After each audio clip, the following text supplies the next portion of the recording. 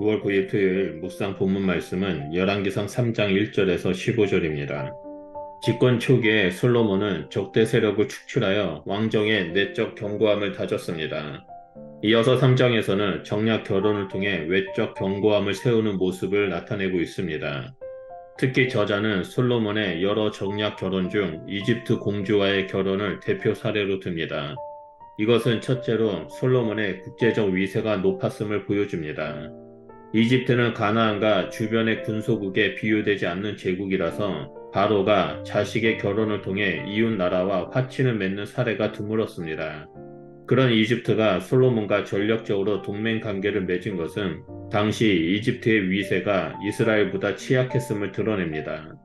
후에 이집트의 왕 바로가 계세를 탈취하여 딸에게 결혼 예물을 준 것도 이런 상황을 뒷받침합니다. 둘째, 이방 여인과의 결혼은 솔로몬의 신앙 통치에 화근이 될 것을 암시합니다. 특히 이집트와 우호 관계를 맺어 의존함으로써 이스라엘의 화평을 유지하려는 시도 자체가 하나님의 말씀에 위배됩니다. 또한 이방 여인과의 결혼은 이방신의 유입이 예견되는 일이라 왕이 하나님을 섬기는데 걸림돌이 되기 쉽습니다. 하나님은 이미 신명기 17장에서 왕의 규례를 통해 이에 대해 주의를 주셨습니다. 우상을 섬기는 왕후는 왕만 아니라 백성과 나라 전체에 악영향을 미치기도 합니다. 결국 솔로몬의 정략 결혼은 하나님을 배역하는 길로 이끕니다. 바로의 딸은 다윗성에 머물렀는데 이는 솔로몬이 왕궁과 성전과 예루살렘 주변에 성벽 공사를 진행하고 있었기 때문입니다. 솔로몬이 성전을 건축하기 전 이스라엘은 산당에서 예배를 드렸습니다. 산당은 원래 높은 곳이란 뜻으로 평지보다 높은 언덕에 마련된 예배처를 가리켰으나 후에는 지형과 관계없이 제단이 쌓은 곳은 다 산당이 되었습니다. 문제는 이스라엘이 이방신 제단이 질비한 환경에 노출되어 하나님께 제사를 드렸다는 데 있습니다. 산당에서의 제사는 적법한 것이 아닙니다. 하나님은 모든 산당을 없애고 오직 그가 택하신 곳을 제사할 것을 신명기 12장 2절에서 5절을 통해 명하셨기 때문입니다. 성막이나 성전에서의 예배가 합법적입니다. 그렇게 열왕기 저자는 백성의 산당 제사와 마찬가지로 솔로몬의 제사를 기술한 문장 맨 앞에 다만이라는 단어를 넣어 부정적 암시를 풍깁니다. 산당 제사의 부정적 암시는 성전 완공 후에조차 산당과 그곳의 제사가 사라지지 않아 이스라엘 백성과 왕의 신앙에 줄곧 걸림돌이 되고 훗날 나라의 멸망을 초래했음을 독자들에게 암시하며 이를 경고하려는 의도입니다. 솔로몬은 예루살렘 북서쪽 10km에 위치한 기브온 산당에 올라가 하나님께 제사를 드렸습니다. 이 산당은 규모가 컸고 여호와의 성막과 부살렐이 만든 녹제단이 있었습니다. 솔로몬은 1,000마리의 희생 제물로 번제를 드려 하나님께 헌신과 감사를 표했습니다.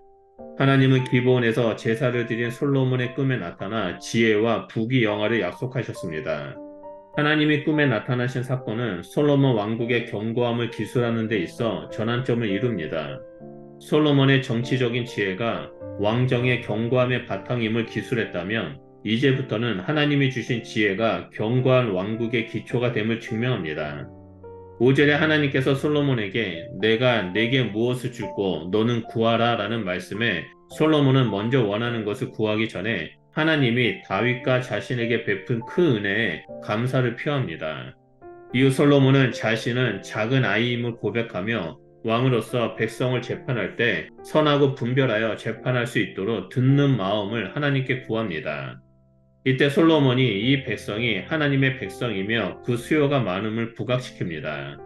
또 이런 많은 백성을 감당해야 하는 자신은 다윗과 마찬가지로 하나님의 종임을 인지하고 있습니다. 솔로몬의 요청은 하나님의 눈에 들었습니다. 그가 장수나 부와 원수의 생명을 구하지 않고 재판을 듣고 분별하는 능력을 구한 점을 하나님은 높이 평가하셨습니다. 그리고 12절에 보라 내가 내 말대로 했다. 보라 내가 내게 지혜롭고 분별하는 마음을 주었다라고 응답하십니다. 하나님의 응답으로 인해 솔로몬과 같은 지혜를 가진 자는 전무후무할 것입니다.